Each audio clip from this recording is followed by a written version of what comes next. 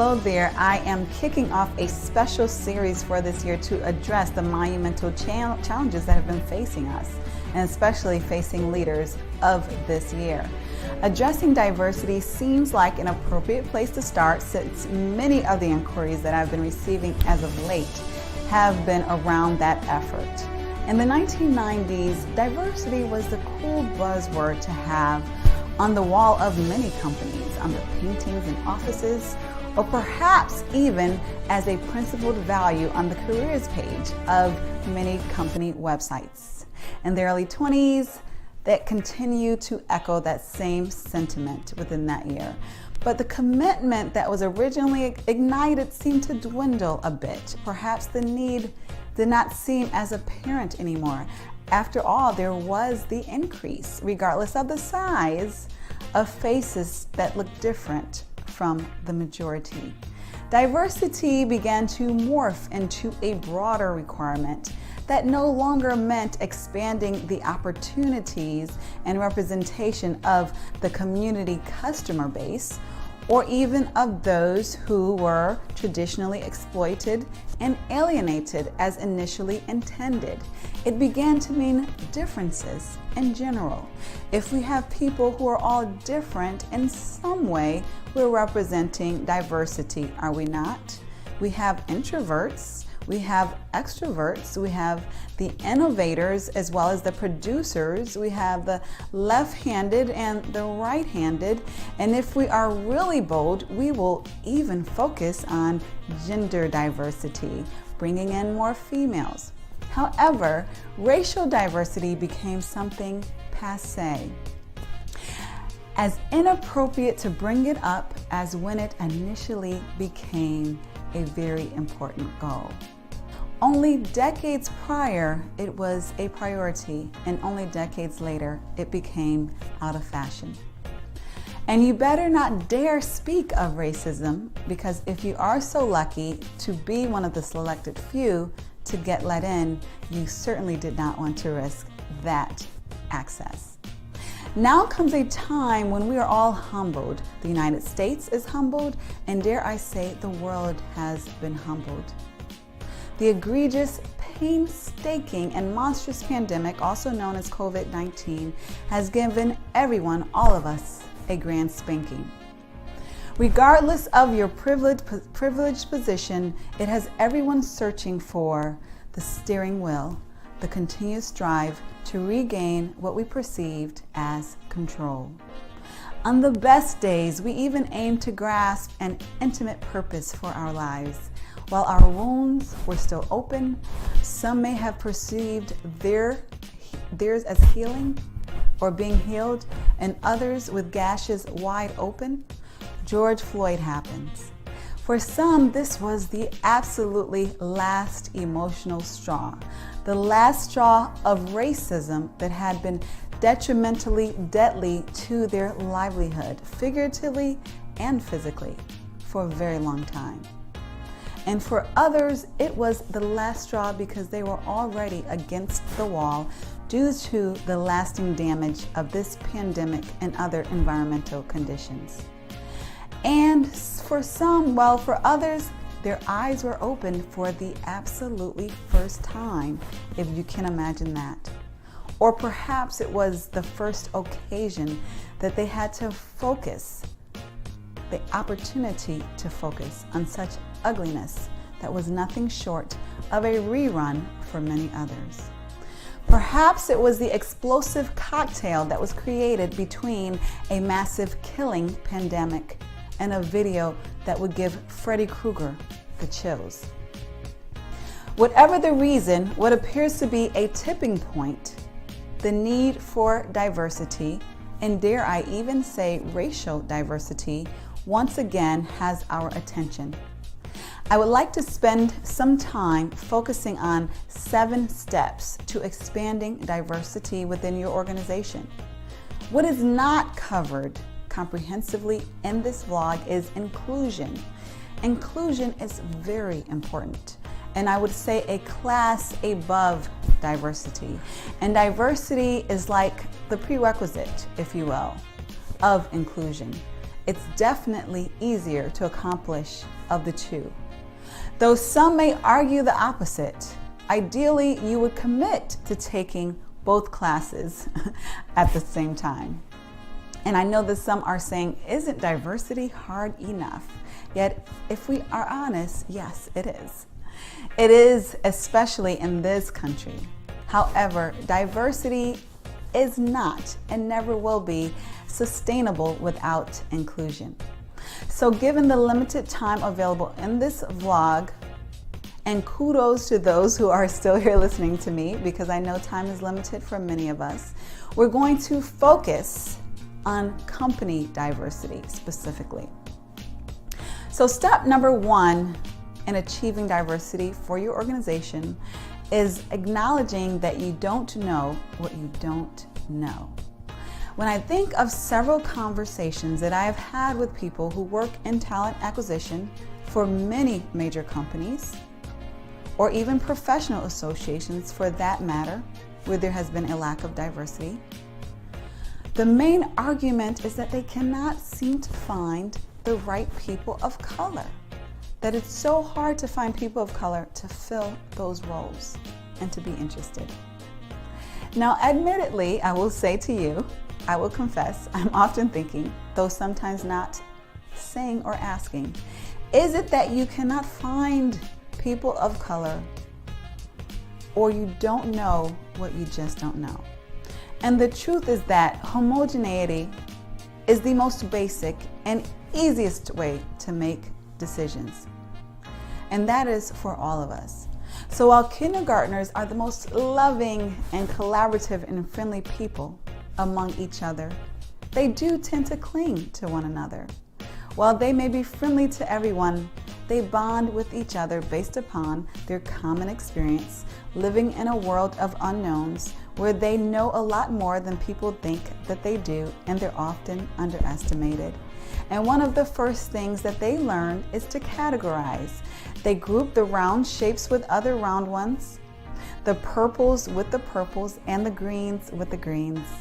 Categorization, we learn from an early age, saves us time. And as we grow older, we continue to advance in the skill of categorization. Categorization adds efficiencies to our lives that we otherwise would not have. I personally have coded my closet based upon occasion, based upon the color of the material. And even when we are found of people who are not like ourselves, most of us, if we're honest, we tend to categorize. Since kindergarten, we have gravitated to those like us because it is more comfortable. And that is what we tend to do, categorize.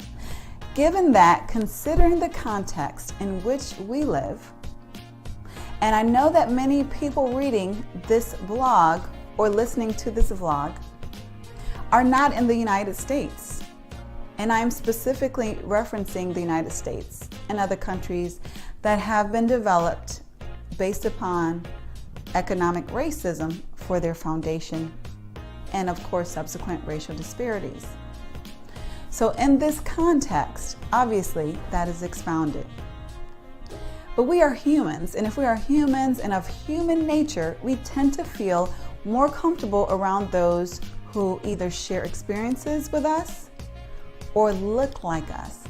And it's our normal tendency to categorize them in ways that we would expect to or not expect to in a knee-jerk fashion. And so this knee-jerk reaction, of categorization also is the way that we will typically hire those who are like ourselves. Why would anything more or less than that be expected? And then you put that in the context of an economically driven, racially disparaging tradition, and you have what we have today, and that is a racism pandemic in a world that may ironically deem themselves as post-racial. I am reminded of a time when I was in church. I'm still in church, but there was a special occasion where blue was the color that we were to wear. Now, I went shopping and I went to at least 3 of my favorite stores, and I could not seem to find that right blue dress. Interestingly enough, I saw several green dresses. There were just green dresses all over the place. And perhaps, maybe just perhaps, that's because green is my favorite color. I wasn't used to wearing blue, I would admit, and blue was a stretch for me, and I rarely, if ever, wore blue. I eventually found a blue dress online, but I lacked a connection to it. I just was not used to wearing it. Sure, some may be offended that I dare compare people to dresses. And I agree, it's not that simple. Though what is that simple is that we are emotionally driven beings. Oftentimes we believe that we're making sound, objective decisions when we're doing nothing of the sort. We're simply responding to what feels the most familiar, the most emotionally comfortable. And some of us call it a gut feeling. Dare we not trust our gut in this modern era of self-actualization? Even in this proclaimed era of self-actualization, we must be open to learning from others in order to achieve greatness. I don't know Spanish very well, so I'm taking Spanish classes. I get help from my Spanish friends, and I don't assume that there's no use for Spanish simply because I don't know how to master the language yet. And so let's not assume that there is no need to attempt diversity simply because you haven't yet mastered it. Be open to learning from others, even if you have achieved greatness in specific areas. What many do not know is that diversity takes significant effort. While I love diverse environments and novel experiences, this is not the norm. Most people of all races prefer what is familiar. Familiar is more comfortable. Comfortable is convenient. And this leads us to number 2. Get comfortable with being uncomfortable. If you are genuinely desiring diversity within your organization, you're going to be uncomfortable at times. You may be uncomfortable when they have personal stories to which you cannot relate. You might be uncomfortable because they don't get your jokes. You might be uncomfortable when they disagree with your seasoned and tenured opinion. If you're at the most elementary stages of racial and cultural diversity, you may even be uncomfortable by such superficialities as the differences of foods that they eat, or the differences in their hair, and even maybe their skin. Though if you are genuinely hoping to work in a diverse work environment, you will be comfortable with your lack of comfort and with being uncomfortable until you become more comfortable. The third step, which has been implied already, is to not trust your gut. Do not trust your gut when it comes to increasing diversity within your organization.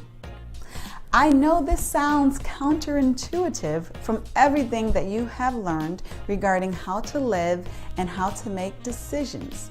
However, when building diversity, it is selfish and downright dangerous to rely on your gut.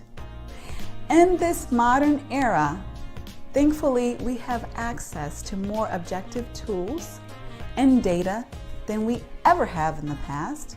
When hiring and promoting, we should use assessments and simulations to help us make objective decisions.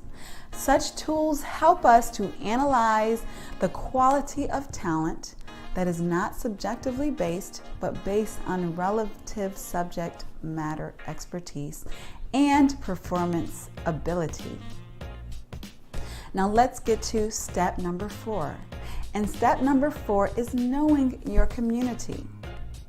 Know your community base because it is important for 2 reasons.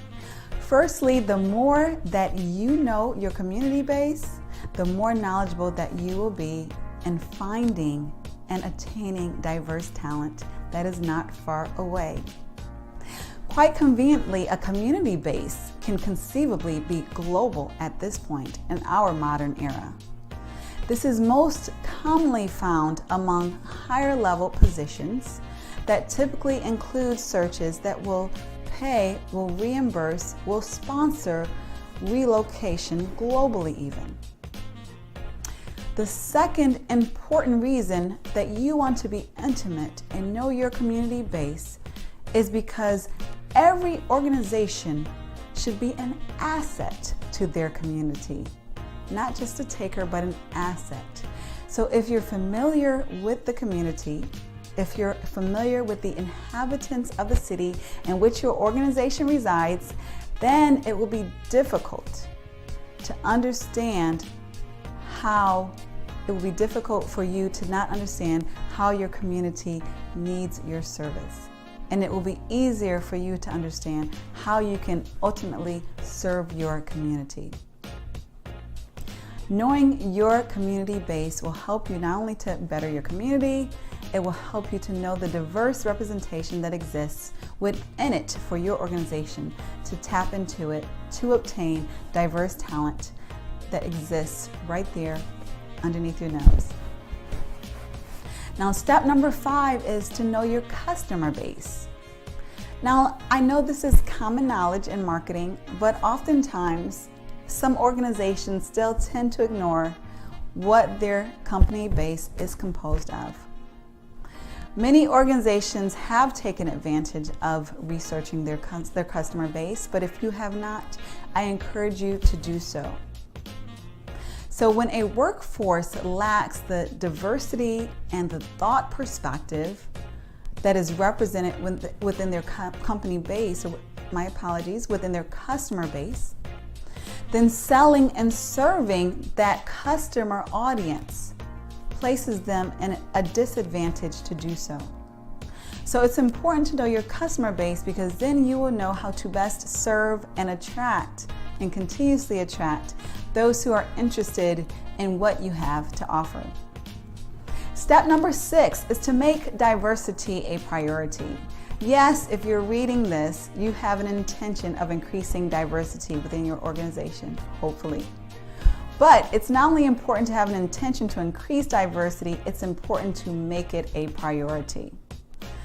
Why is this important? Because as we know, most of our days are fully occupied. They're busy. We're rushing to make deadlines, working positively toward various goals, and placing effort based upon the priorities, yes, the priorities of our organization.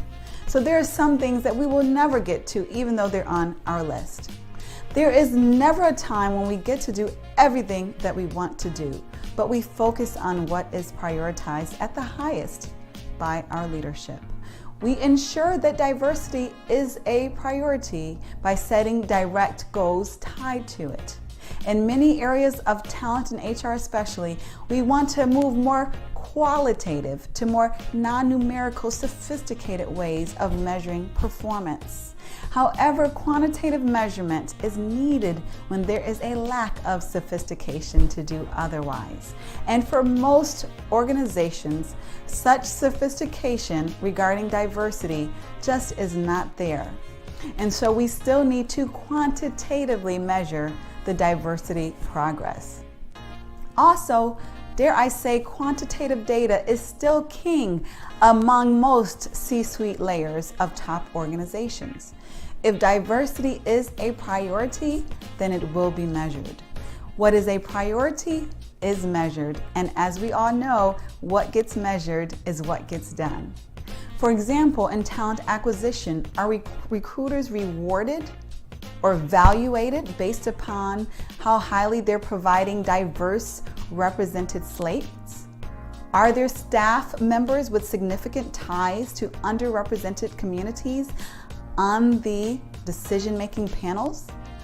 Are leaders requiring a diverse representation of interviews when they are hiring? Are there active promotions and active sponsorship and mentor opportunities and programs for underrepresented groups? This helps to expand diversity, especially among the higher ranks of the organizations. And step number 7 is to be consistent. As Coach John Wooden once said, character is measured by what we do when no one else is looking. So if diversity is a real goal of your organization, then you want to institutionalize those practices far beyond what is publicly visible. But you want to communicate to your team, to your organization, that diversity is an important value of your organization. The best way to institutionalize diverse efforts is to make it a part of your traditional dashboards. When you measure quarterly the performance of your organization or your team, you can also measure hiring and retention of diverse talent bases. In addition to lag measures, you can also use lead measures that proactively link efforts to diverse outcomes, including recruitment and internal inclusion efforts. If you find this information interesting or helpful, I have a big ask for you, and that is to please share it with others, because I know that there are some people who are genuinely struggling with diversity, and I want this to be a help with them. So share with those, especially those leaders who you believe would benefit from this information, and have a phenomenal day.